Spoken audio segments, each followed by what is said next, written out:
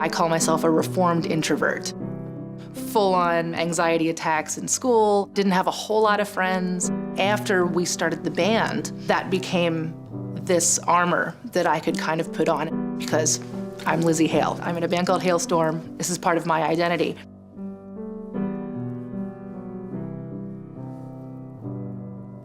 As a grown adult with a musical career, that is a shelter for those who don't feel like they belong, the weirdos, the freaks. So it became a source of pride for me to be my truest self, as hard as sometimes that can be, which relates a little bit to my imposter syndrome. Lzzy Hale, rock star character, up on stage, in control of her life. They're not gonna see that.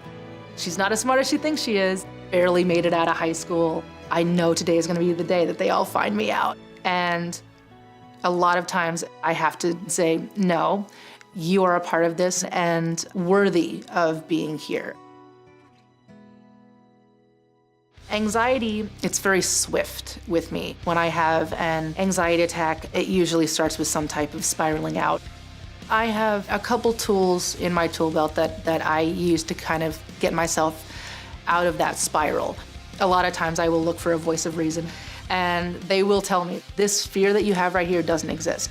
I'll grab any number of notepads that I have, and I'll literally just vent it out to paper. And to be able to see it in a physical form really helps put those irrational fears into perspective. And then a lot of those irrational fears end up in a song somewhere.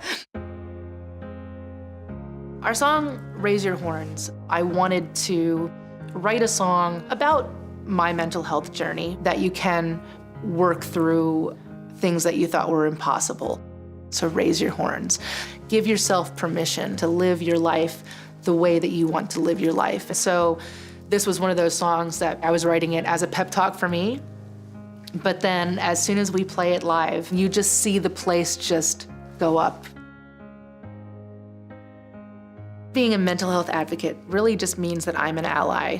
I'm very grateful to be in a position where, whether it's my good, my bad, or the ugly, if I can make somebody think a little bit differently in a positive way about themselves, because all of those things that I thought were wrong about me, all of those things now are some of the most beautiful parts of me and the bravest parts of me.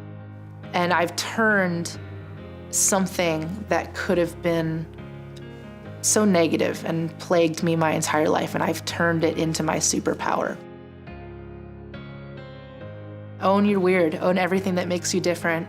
There'll be a certain point, you own it enough and you believe it enough, there'll be a certain point in time where everybody will be talking about those specific things as your most beautiful asset.